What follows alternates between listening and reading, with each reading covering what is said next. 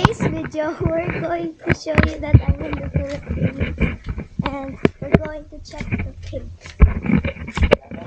Oh my gosh, it's been a long time since I haven't seen this. I remember my EPP lesson. Oh wow. I'm gonna feed them. Whoa.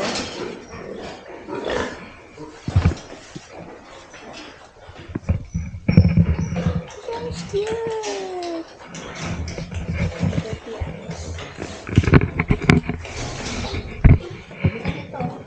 Small one. Oh, this is small. 2-day-old? Ay, 3-day-old. What? 2.5 old. Yeah, the 2.5 old person.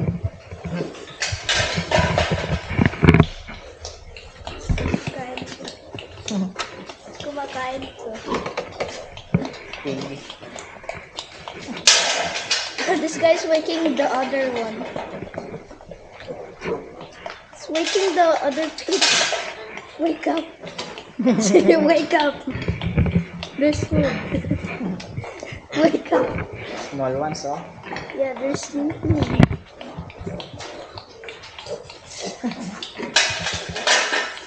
It's still sleeping. Ayun, mga anak pa, oh. Which one? That one? Really? The other day. Oh yeah, there's a yeah. Ew, there's a lot of pigs. Wait, there's dogs. Oh, they're aggressive? Ganyan talaga yan. Why is it chained? Bantay lang yan. Oh, okay. Walang makaano na snake. What's this thing doing? What's this pig doing? Nag-drink siya.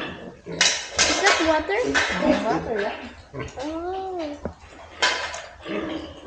So this comes from a tube. So, mahawakan yung baby. Ganun lang. Oh, whoops. Hawakan yung likod. So fuzzy. Tayo sa kabila. Ay, look. It's also Yung big pregnant. Yan the big ones. Smelly nga lang, ang big ones. Smelly sila. Compared doon, oh. They're clean. The pig sound. Ayan, nakatingin sa'yo, oh. Ayan, oh. Ito yung clean.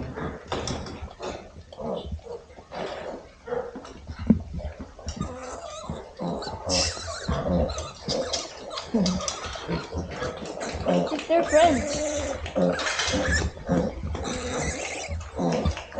Touch mo. It's so cute. I remember my EPP lesson. I have this kind of lesson that there's big cages. Okay na to? How to... Okay, bye guys. See you later.